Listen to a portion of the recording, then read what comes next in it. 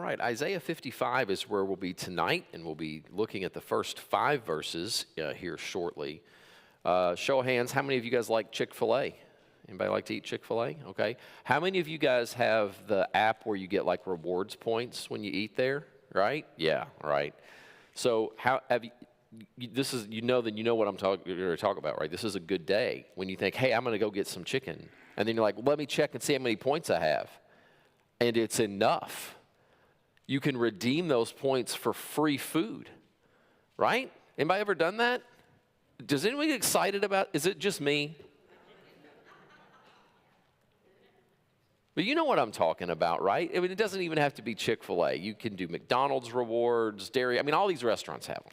You get these rewards, and you go and you redeem them for free food. It's great. Is it free, though? Now, I see people saying no. I mean, I don't give them any money. Kind of feels free. What now? Not that time. Oh, not that time. Huh. Who paid for it? You did. Yeah, right. I mean, I've given them money in the past in exchange for food and points that then I then redeem for more food. But even from the restaurant's perspective, I redeem points or I have a coupon and I get a free sandwich. Is it free for them? No. Well, yeah, still have to pay for the ingredients. Right, they still have to buy the ingredients, and what else do they have to pay for? The workers to cook it. What's that? The labor. Yeah, labor. So that means you got to have a kitchen with probably, I don't know, electricity, gas, water. The building's open, right? Like they have a lot of costs associated with that free sandwich. For your patron, Right. that way you continue to come. And Scott's right on it. More of an investment. Yeah. Because then why would a restaurant do that? And Scott says, well, because then they makes you come back. You feel like you're getting some kind of value. You're like, hey, I can redeem these points for a free chicken sandwich. That's good. I like chicken. I like free. I'm going to go. And even though I have enough points for a chicken sandwich, maybe I don't have enough points for fries. Well, I'm getting waffle fries. Maybe I don't have enough points for a drink. Well, I'm going to get one of those. And so the idea is that they're offering something to you because they want to draw you in. They want to attract you. Now, what we're going to find in Isaiah tonight is something similar. God is making an offer because he wants people to respond. Not because he has some kind of ulterior motive of, oh, I'm going to get their business, right? But because it's for our good. We're going to read this passage, and then we're going to kind of break it down and work through it. This is Isaiah 55, verses 1 through 5. Would someone like to read that for us this evening? All right, Will. Come everyone who thirsts into the waters, and he who has no money, come buy and eat, come buy wine and milk without money, without price. Why do you spend your money for that which is not bread, and your labor for that which does not satisfy? Listen diligently to me and eat what is good, and delight yourself in rich food. Incline your ear and come to me. Hear that your soul may live, and I will make with you an everlasting covenant. My steadfast, sure love for David. Behold, I made him a witness to the peoples, a leader and commander for the peoples. Behold, you shall call a nation that you knew, and a nation that did not know you shall run to you, because the Lord your God, all the Holy One of Israel, for he is glorified. All right, thank you. Appreciate you reading that for us tonight. You know, my wife and I, one or the other of us, are both fix dinner pretty much every night at home, and then we call the kids down to eat. And to my knowledge, we have never once charged them for that. Does that mean there's no cost involved for me? No, it's the same thing like with the restaurant. Like what do I have, what cost am I paying? The groceries, right? Now, true, they have to eat my cooking, so it's kind of not a fair trade, right? But the idea is that I'm paying for the groceries, I'm paying for the utilities and the kitchen and the table and all that stuff. I'm paying for I'm providing the labor. Like I'm absorbing all of the costs. Well, why would I do that for my children? Why would I fix dinner for them?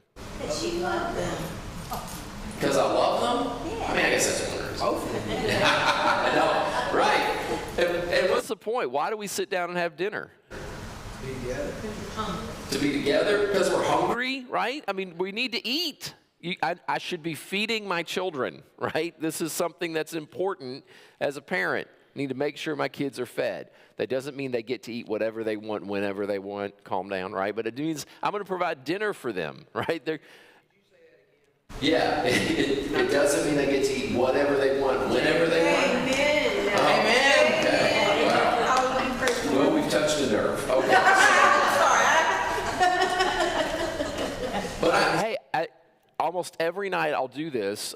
Dinner's about ready to be served, and I'll call the kids. I'll text them, or I'll go to the steps and call, or I'll sometimes even walk up the steps if I'm feeling, youthful, right? And I'll go and do all that. I'm like, guys, come on, it's time to eat dinner. And then when I issue that invitation, what am I expecting the response to be? Well, I'm expecting them to show up. I'm not expecting a whole lot more than that, to be honest, right? Dad, thank you for all. No, that's not happening, right? But no, they do. They do say thanks for dinner. I can't throw them under the bus like that. But I'm expecting them to come and eat. They will complain, but I am expecting them to come and eat, right? To come and eat and to sit at the table and to be a part of that, because I know that they need food. I know that they need to be fed. I know that they need to spend time with the family. We have a chance at dinner to talk to each other and talk about our days and what's going on and just share life together, and that's an important time for us. And so when I extend the invitation, I want them to come and I want them to eat and I want them to spend that time together. Well, look again at verse 1 of what we just read a minute ago, because God is extending an invitation. In fact, I'm going to ask someone to read verse 1 for us. Anybody want to do that for us tonight? Retha, I saw you. Come, everyone who is thirsty, come to the waters, and you without money, come, buy and eat. Come buy wine and milk without money and without cost. All right, thank you. So you guys, if you were looking, following along, how many times does God say, come, in verse 1? 3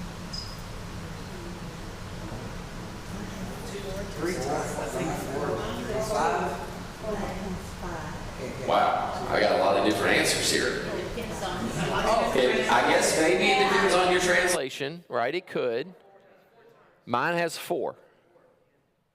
Come, everyone who thirsts. Come to the waters, and he who has no money, come, buy and eat. Come, buy wine and milk without money and without price. 4 times in one verse, God invites people to come. He's calling out to everyone who thirsts. If you're thirsty, I've got drink for you. Come to the waters. And what other qualifications does he put on this invitation? It's open to everyone, but what else is true? No price. Got money. Doesn't matter if you have money or not. To everyone who has no money, come and eat.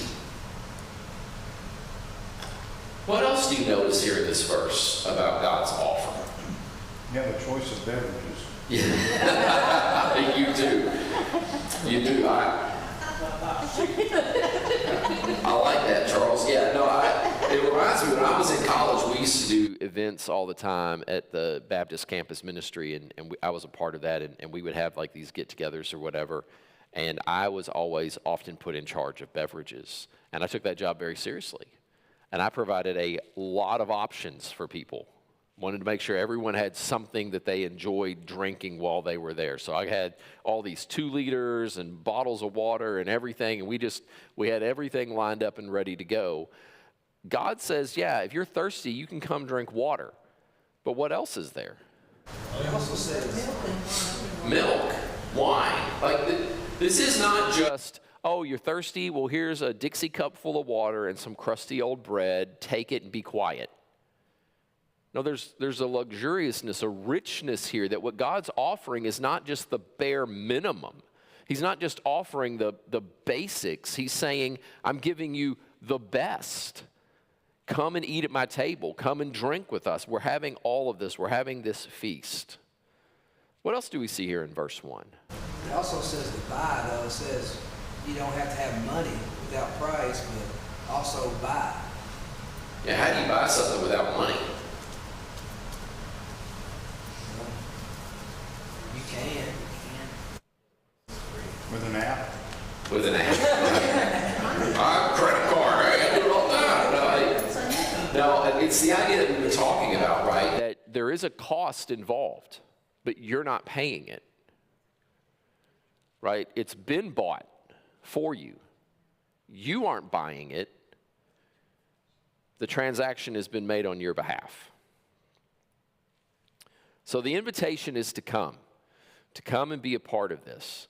This should remind you of a couple verses in the New Testament. You can flip there if you'd like to. The first is in Matthew chapter 11. Matthew 11:28.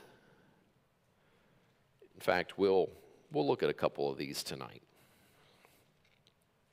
Because I can tell by looking at my clock that there's no way we're going to get the whole lesson done anyway. So we might as well just enjoy ourselves. All right, Matthew 11:28. Someone want to read that one for us?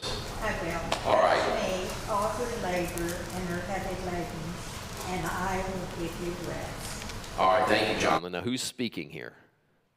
Jesus. And what is he asking people to do? Come. Well, that sounds familiar, doesn't it? Right? We just read that in Isaiah 55. Come to me, Jesus says, if you labor and are heavy laden. What do you think he means by that? If you labor and are heavy laden. What's that? No, that's not it. No, but we use the word labor in connection with pregnancy for the same kind of reason, because what is it referring to here? Stress and worries. Stress, worry, work, burdened, overwhelmed, pressed down on, carrying the weight of the world on your shoulders. If that's you, Jesus says, if you're feeling overwhelmed and labored and weighed down, you can come to me, and what will he give you? Rest. Well, that sounds pretty good. What kind of rest does Jesus give you? Let me just ask it this way. Does this mean that when you put your faith in Jesus that all your stresses vanish? No. We all know that. We've come to Jesus and we still have stress. Well, then what is he talking about? What kind of rest is he referring to here? Peace. Peace, okay. It's really, you can be in a stressful situation, but if you're going to the Lord in prayer, he can give you peace, which surpasses understanding, no matter what the circumstances are around you. So when we go to Jesus in prayer, we're acknowledging, hey, I need you. Hey, I can't do this. Hey, but through you, we can do what? All things. Yeah, so this is very important, right? We think biblically speaking, one of the things that Jesus gives us rest from is rest from trying to earn our way back to God or make ourselves right with God. He provides atonement for our sin and forgiveness, and then reconciles us to God through the cross. That's one of the things that this means. But there's another aspect to this that Tony's talking about here, is that Jesus gives us rest from trying to be God. You say, well, wait, I've never tried to be God. Sure you have, right? You've tried to be in control of your life, in control of your circumstances, in control of other people, in control of getting the outcomes that you want. You've tried to be in control of all of that. And every time that I picture that, I picture like the guy who's like got all those sticks and like all the plates spinning on him, right? And if I was doing that, what's going to happen? You'll have that little faith in my balancing ability. I mean, it's true. I'm just a little shocked. No, it's exactly what would happen. It would all come crashing down because I don't know how to do that. I'm not meant to do that. One of the things Jesus gives us rest from is this urgency, this need in our hearts to say, I have to control everything in my life. I have to solve all the problems. I have to resolve all the issues. I have to keep everybody happy. I have to make sure that everything's fine. No, you were never meant to bear that load. You don't have God's power. You don't have God's wisdom. You don't have God's love. You are not God. And when you aren't God and you try to be God, the result is anxiety. You can't do it, and you know you can't do it, but you're trying to do it anyway. And one of the things Jesus gives us rest from is that. We don't have to do that anymore. He says, so if you're overwhelmed and burdened and you're trying to be God, he says, come to me, and I'll give you rest. Now, the way that works is that when we come to him, we, like Tony said, we acknowledge and admit that we can't do it. Right? We're not coming to Jesus so that he can give us a little boost so that we can go ahead and be God anyway. That's not what this means. We don't come to Jesus so he can say, all right, well, Mark, I can see what you're trying to do, and I'm just going to give you a little advice, a little help, but you've got this, man. That's not rest. He's taken the burden off my shoulders, but that means I can't try to grab that control back. I can't say, okay, well, Jesus, thanks for the help, thanks for the rest. I'll take it from here. No, I'm not taking it again ever. It's him, not me. But the invitation is to come. All right, let's look at a couple of verses in John. John chapter 3.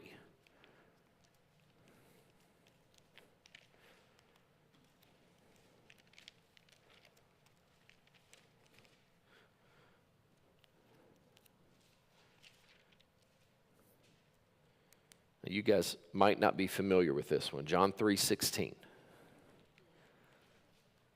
Who wants that one tonight? Robin.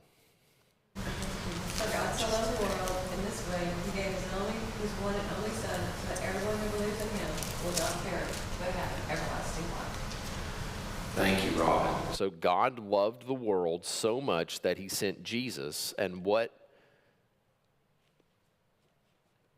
then is the condition on that? That if you believe in him, if you come to him, then you will not what? Perish, but you'll have everlasting life. An invitation is being extended by God through Christ. He says, It says eternal life, but I learned everlasting. I got a lot of KJV rolling around in here still. Yeah, for sure. No, that's the idea that God says, I'm making an offer to you through Jesus, eternal life. And you can have it if you come. Remember what Isaiah 55 said, though. Someone says, well, I don't have anything to offer in exchange. What's God say? Come anyway. You don't have any money? You don't need it. The idea here is what we see, again, is this invitation that's going out. Remember back in Isaiah 55, it was talked about the people are thirsty. But God doesn't look at that thirst and say, oh, wow, what a huge problem. He looks at that thirst and says, wow, what a huge opportunity for me to show my love and grace and mercy to people. To give them an opportunity to come and drink the living water and never thirst again. What is this invitation? What does this tell us about God? The fact that he's offering this in Isaiah 55, that through Jesus and Matthew and John, that he's offering this same invitation. What does this tell us about God? He's lonely? He's what? Lonely? Lonely? No, I don't think God's lonely. Yeah. He cares for us. He provides. He is our provider. Sure. One of the names they gave him in Genesis, Jehovah Jireh. God my provider. And he is providing everything for us that we need to come into a relationship with him. Right. So basically, it's abundance. Yes. He give us abundance. Abundant life. Yeah. Right. And we can't come up with excuses. Yeah. Right. He sees us. He sees us. God created man for fellowship with him, so he desires to continue that fellowship in spite of our ornaments. Yeah, I mean, we were made as a human race to glorify God, to be his image bearers, his reflection, to fill the earth with his glory. Not because he needs that from us. Right? Remember, Paul talks about this in Acts when he's preaching in Athens. He's like, God doesn't need anything from us. And this is why I think, to go back, I would say that God's not lonely. Because, well, for one, from eternity, we know that God has existed as Father, Son, and Spirit, and they have the perfect love and communion with one another. That God has been Father always. That there's always been love in God for the other members of the Godhead. I mean, we're getting into some deep stuff there, I understand, but God didn't say, oh, I'm going to make people because I need somebody to fill a void that I have. God doesn't have any voids that need to be filled. He doesn't need anything from us. The world, the universe, all of creation testifies to the glory of God. If we don't do it, the rocks will cry out. I mean, he doesn't need us for this. But he made us with the capacity and a longing and a desire to know him, to be with him. And so when we fell in sin, God set about the process of reconciling us to himself so that we could be who we were meant to be, who we were made to be. And God does that because of what's in his heart, not because of anything in us, right? We don't have merit. We don't have anything to earn our salvation. We don't have anything to exchange or trade for our salvation. But God also has provided it, so like Retha said a minute ago, there are no excuses left for us either. Well, God, I can't earn my salvation. No one can. Or I don't have anything to give you for this. You receive it. You don't give anything for it. Well, I'm not good enough. I've messed up too bad. My life's too messy. Come, everyone who is thirsty. Whosoever believes in me. All who labor and are heavy laden. Right? There's none of that restriction. Even the people who don't think they need this are still welcome to come. This tells us something important about God's heart, about God's character.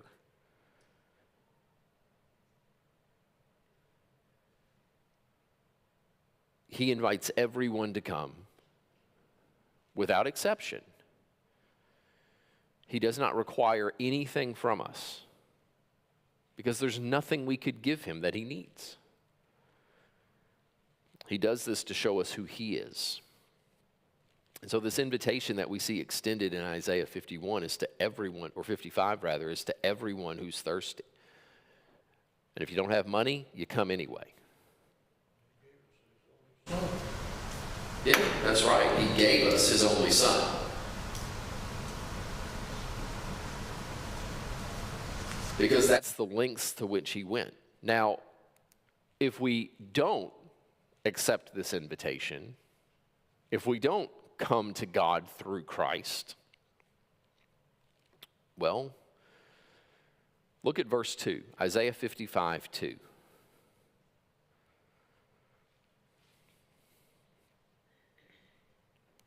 Let's read that one again. Isaiah 55:2. Anybody? Betty. Is not bread, and your wages for what does not satisfy. Listen carefully to me and eat what is good, and delight yourself in abundance. So everyone's thirsty. How do some people try to satisfy that thirst or quench it? They don't go to Jesus, they don't go to God. What do they go to instead? Money. Money, maybe, sure. Drugs, yeah. What's that? Alcohol, sure. What else? What else do people use to try to fill it? Huh? Sex. Material stuff. Material stuff, right? Even a job. A job. I'll find my security and my hope in my career. What else? We've got a lot of the easy ones. Other people. What's that? Other people. Other people. All right, now we're starting to get into this a little more of this. Like, how can I try to find my satisfaction in other people? What do you think Social they make media. it? What's that? Social media. Okay, so a particular issue for our day and time is that I can feel validated by interactions from people that I don't actually have to interact with. That I put stuff on social media to get likes, follows, subscriptions, any kind of interactions. And that I get some kind of sense of validation for that I'm thirsting for something, and I'm like, okay, well, if enough people like me or like this or respond to this, then I'll feel some sense of satisfaction. And you keep chasing and chasing and chasing that. So that's one way that people might use other people to try to meet or quench this thirst. How else could we use other people? Control, right? What were you using? Authority. Right, so the idea is thinking, I'm gonna make other people do what I want them to do. I'm gonna manipulate, coerce, bribe, whatever I need to do, but I'll get a sense of fulfillment from knowing that I can control how other people act or keep them from doing certain things or make them do other things, right? And so there's this sense of fulfillment that I feel like I'm going to get from that. Maybe it's not the approval of social media. Maybe it's just the approval of people in my immediate circle. Maybe I feel like if I need my family to compliment me, I need my family to say that they're proud of me and that they love me, and that validates me. And so I'm going to do whatever I think I need to do to get what I feel like I need.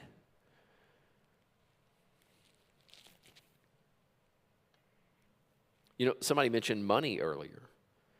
And sometimes when we think of that, we think, well, a person tries to fill their life with money by accumulating as much of it as they can. I mean, that's one way, right? But what's another way to try to find satisfaction through money? Keeping up with the Joneses. Right, spending it to buy a bunch of stuff to show that you have status or that you're on the same level as the Jones family, who apparently are the family to keep up with. Right? So maybe it's not about accumulating money, it's about using the money that you have or the credit you can get or whatever it is to get as much stuff as you can to show that you have some kind of status in the eyes of other people. What's another way you could try to find satisfaction from money?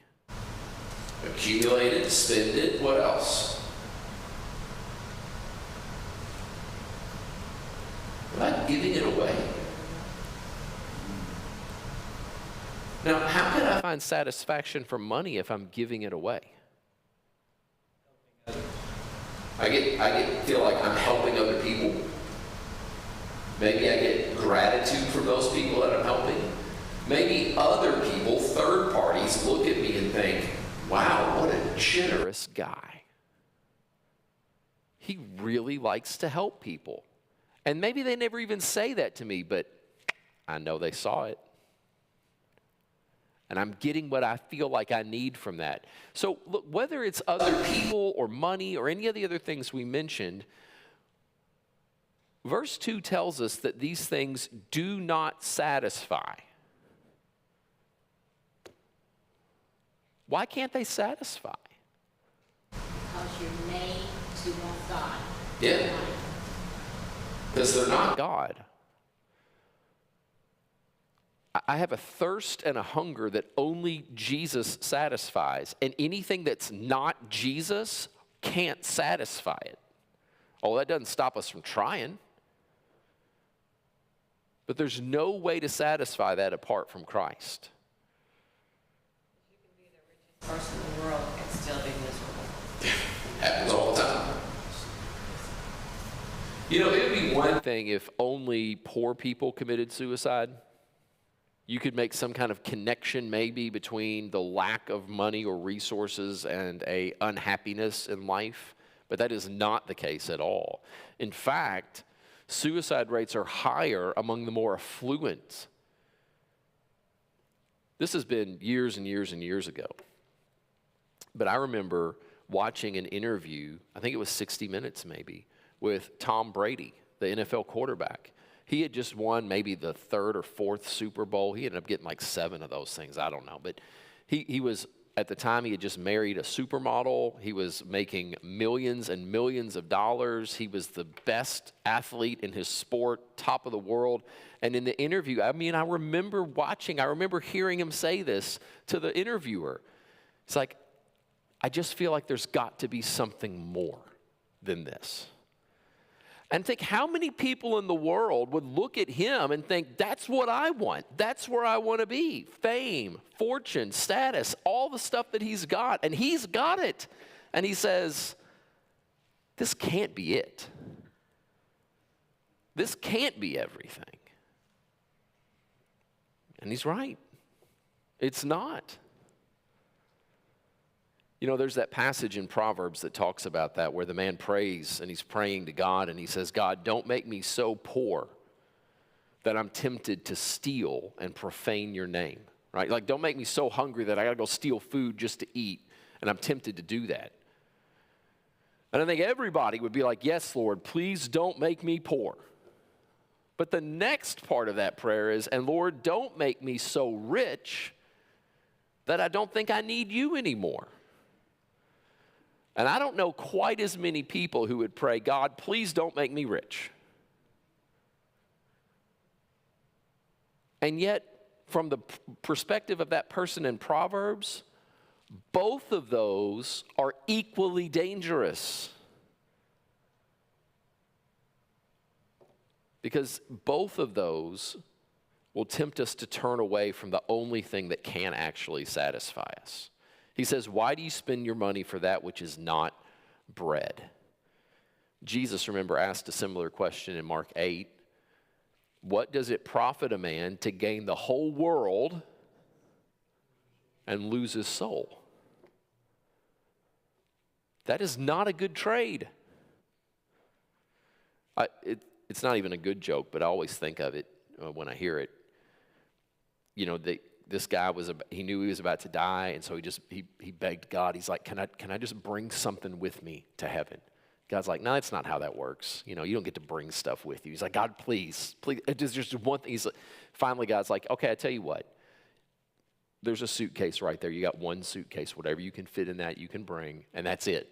Stop bothering me, right? So the guy packs his suitcase, and he dies, and sure enough, he's there standing at the gates of heaven, and he's got this suitcase, and there's Peter, and he's like, hey, come on in. He's like, Peter, check this out. And he's like, whoa, what is this? He's like, I worked it out with God. He said I could bring something, and he opens it up, and there's a suitcase full of all these gold bars that he's got. And Peter looks at it, and he's like, why'd you bring pavement?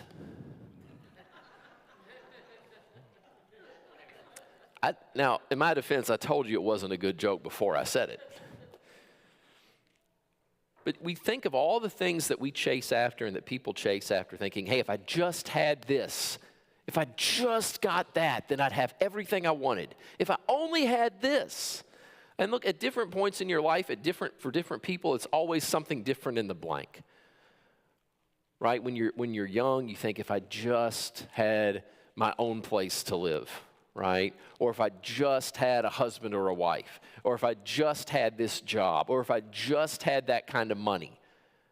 And what happens as you go through life is you realize that the blank then just moves to something else.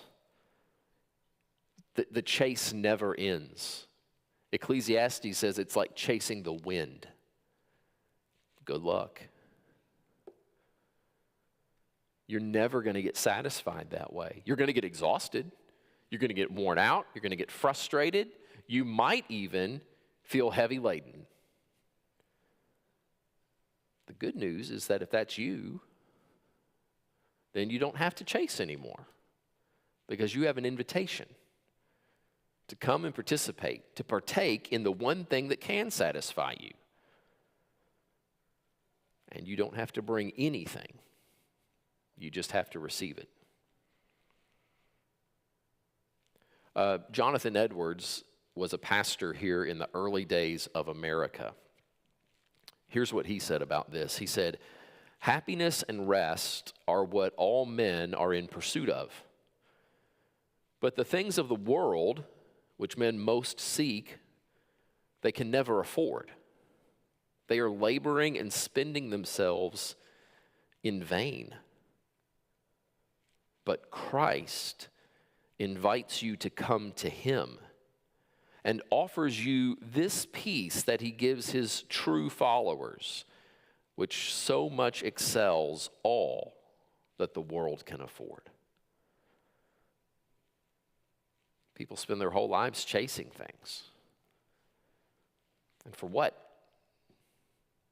You don't catch them. You never get them. And even if you somehow manage to, you find out they still don't satisfy you. And instead, you have Jesus who says, "Come. Everyone who's thirsty, come to the waters. And he who has no money, come, buy and eat. Come buy wine and milk without money, without price." Why are you spending your life for things that will never satisfy you? Why are you trying to gain the whole world if it's going to cost you your soul? He says, "Listen diligently to me and eat what is good, and delight yourselves in rich food."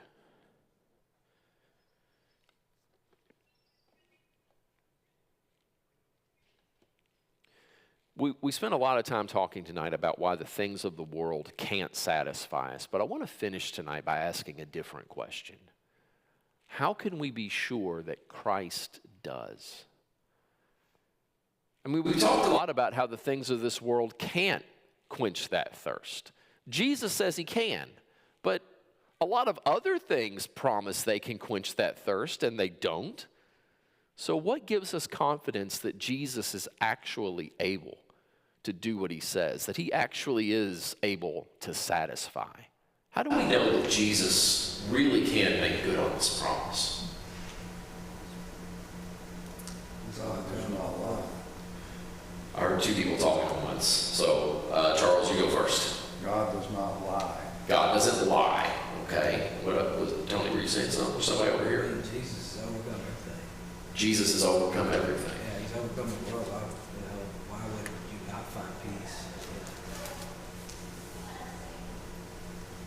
We've experienced the peace that he gives us when we've turned our life to him.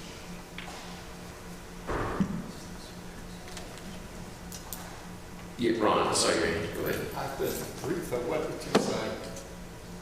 That we have experienced the peace that we receive when we've surrendered to God. We know by placing life in his hand, like she said, and experiencing that. As we place our trust in him and see him, all I have to do is look back at the times that he has been there when there was no peace as far as the world was concerned. But Right. there was a peace in the midst of heartache, sorrow, confusion, all of it. He was there.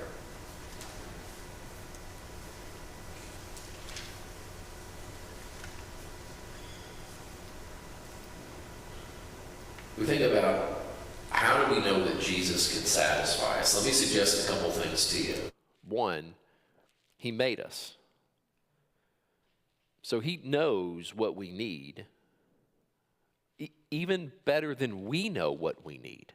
Think about how many times in your life you were absolutely convinced that you needed something, and then you got it and realized, oh, this is not what I thought it was. I did not need this. I'd like to take it back, please, right? I think it was C.S. Lewis who said that one of the things he was most thankful for in his life is that God did not grant every foolish request he'd ever made.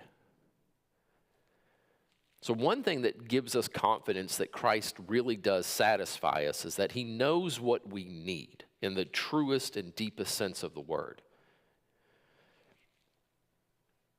But it's not just the knowledge of that he has. It's also the experience of it that he lived. Jesus became man and lived a life free from sin.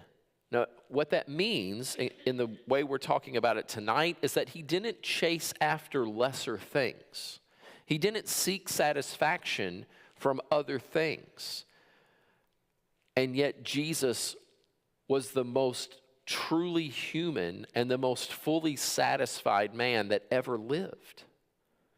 He didn't have all the accolades and things of this world, but he was not lacking.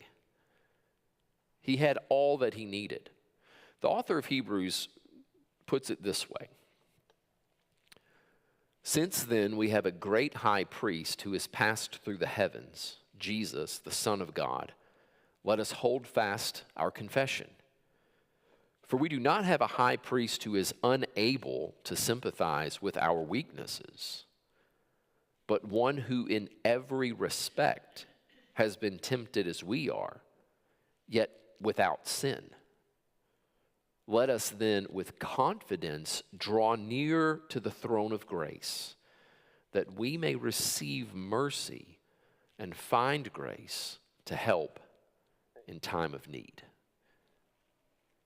Jesus knows what it's like to be tempted by lesser things, but he never chased after them. And so he knows what to do for us when we feel those temptations. If Jesus is best, and he is, then it follows that anything that's not Christ is less than best. And he knows that, and he keeps us. All right, we're going to stop here for tonight because we are out of time. Now remember, next Wednesday night is our deacon ordination service. We're going to be ordaining Matt Arrington. Please come back and be a part of that to support him. Then in 2 weeks from tonight, we will be back in Isaiah 55. We got through verses 1 and 2, but we still have 3, 4, and 5 in this section, so we're going to think through those carefully in 2 weeks when we come back here on Wednesday nights. Again, as you go, please be sure to check the sign-up sheets for our discipleship classes. They start back up on September 7th. We'd love for you to sign up and participate and be a part. There are 4 different classes offered for adults. We've got youth and children's stuff going on at the same time too, but those classes out there, check them out and sign up on your way out tonight if you haven't already. All right, does someone want to have a closing prayer for us this evening? No one. All right. Ron, I saw your hand. Thank you, brother. He bailed you guys out tonight. All right, Ron, go right ahead. Father, thank you for the privilege that we've had being here tonight and being refreshed and strengthened. Lord, help us to remember the love that you give to us each moment of each day, sacrifice that you have made for us. Help us to respond to you by the giving of ourselves completely and totally to you. Guide us, give us wisdom, give us strength. In Jesus' name, amen. Amen. Thank you all. Have a good night.